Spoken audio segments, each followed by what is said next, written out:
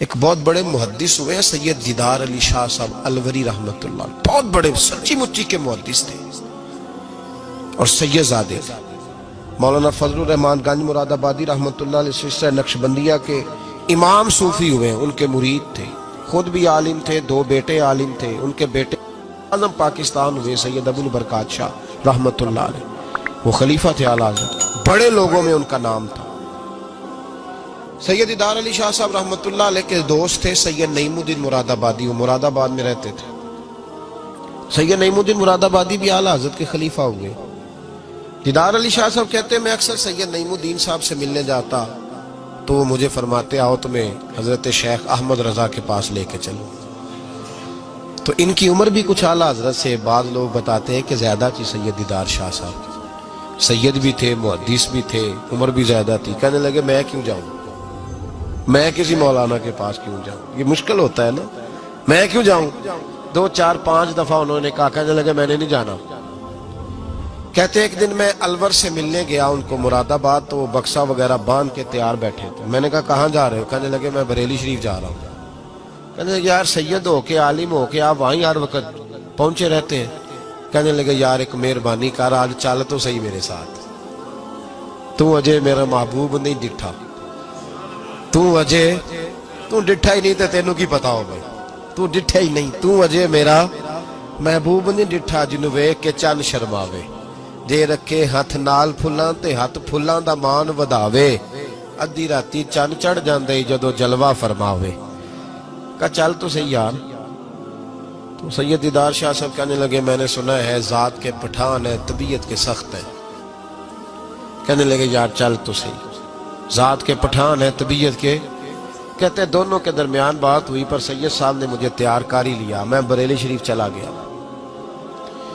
فرماتے ہیں جب ہم بریلی شریف پہنچے تو رضا مسجد کے اندر نا عصر کی جماعت ہو رہی تھی۔ سید نعیم الدین صاحب رحمۃ اللہ علیہ کا وضو تھا، وہ جماعت میں شامل ہو گئے، تو مسجد کے باہر کنواں تھا، میں وہاں چلا گیا وضو کرنے کے لیے۔ تو ایک چھوٹا سا بچہ تھا 8-10 سال کا، اس نے پانی نکالا ہوا تھا وضو کرنے کے لیے۔ سید دیدار شاہ صاحب کہتے ہیں میں نے جلدی سے جا کے نہ پانی اٹھایا، میں نے کہا کوئی خادم ہے نمازیوں کو وضو کراتا ہے، میں نے پانی اٹھایا تو بچہ کہنے لگا بابا جی اجازت تو لے لو پہلے۔ تو میں چپ کر گیا، تو میں نے کہا چلو اجازت دے دو وضو کرنا ہے۔ تو کہتے ہیں بچہ کہنے لگا آپ کو مسئلے کا پتہ ہونا چاہیے کہ نابالغ اپنی مرضی سے بھی اپنی چیز کسی کو نہیں دے سکتا۔ فرماتے ہیں میرے اسی وقت دماغ میں گھنٹیاں بجی، میں نے کہا سید دیدار علی شاہ احمد رضا کے مدرسے کے تو نابالغوں کا علم بھی تجھ سے زیادہ ہے، اس کے مدرسے کے تو نابالغوں کا علم بھی تجھ سے زیادہ ہے۔ چھوٹا بچہ کہنے لگا آپ کو مسئلے کا نہیں پتا کہ نابالغ اپنی مرضی سے بھی اپنی شے نہیں دے سکتا۔ فرماتے ہیں اس نے وضو کیا، پھر اس نے خالی کیا برتن، پھر میں نے پانی نکالا وضو کیا۔ اب سید صاحب تو مل گئے تھے ایک رکعت میں، میں تھا یا سید صاحب تھے جب ہماری بات ہوئی تھی، کیا کہا تھا انہوں نے؟ ذات کے پٹھان ہے طبیعت کے سخت ہے۔ کہتے ہیں سید صاحب جماعت میں شامل ہو گئے، ان کی رکعتیں باقی تھی، وہ نماز پڑھ رہے تھے، اعلیٰ حضرت مسجد کی سیڑھیاں اتر رہے تھے، میں چڑھ رہا تھا، رستے میں ملاقات ہوئی۔ تو فرماتے ہیں فاضل بریلوی نے سید سمجھ کے میری بڑی قدر کی، انہوں نے جو جھک کے سلام کیا اور میری دست بوسی کی اور مجھے سینے سے لگایا، تو میں ان کی طبیعت پہ حیران ہو گیا، سنا کچھ تھا اور پھر کسی نے تعارف بھی نہیں کرایا، میری آنکھیں دیکھ کے سمجھ گئے سید زادہ ہے۔ فرماتے میں نے نہ دھیمے لہجے، متاثر ہی بڑا ہوا تو میں نے دھیمے لہجے میں ایک بات پوچھی۔ جب بات ہوئی تھی تو میں اور سید نعیم الدین صاحب تھے، اور یہ مجھے پاک ہے کہ ان کی اعلیٰ حضرت سے ملاقات نہیں، وہ تو نماز مکمل کر رہے۔ فرماتے میں نے پوچھا اعلیٰ حضرت سے حضور طبیعت کیسی ہے؟ تو مسکرا کے فرمانے لگے طبیعت کا کیا بتاؤں، ذات کا پٹھان ہوں، طبیعت ذرا سختی ہے۔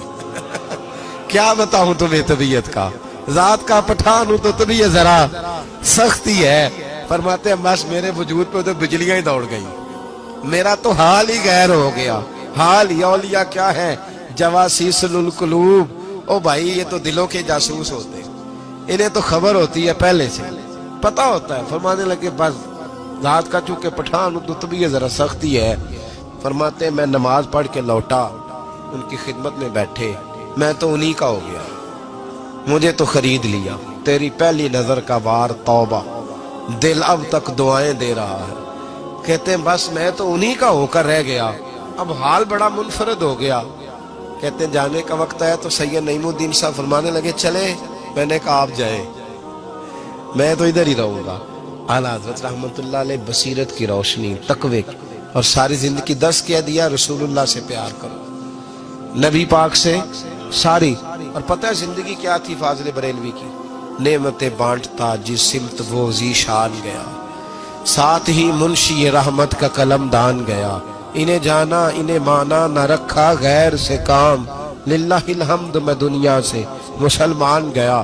اور مدینے جاتے تھے تو در رسول پہ کھڑے ہو کے کہتے تھے چمک تجھ سے پاتے سب پانے والے, میرا دل بھی چمکا دے چمکانے والا. میں مجرم ہوں آقا مجھے ساتھ لے لو, کہ رستے میں ہیں جا بجا تھانے والے. اور پھر تڑپ اٹھے کہنے لگے جھوٹے ہیں جو محبوب کی زندگی کے قائل نہیں. تڑپ اٹھے, دو قسمیں اٹھائی ایک شعر میں, کہنے لگے تو زندہ ہے واللہ, تو زندہ ہے واللہ, میری چشم عالم سے چھپ جانے والے.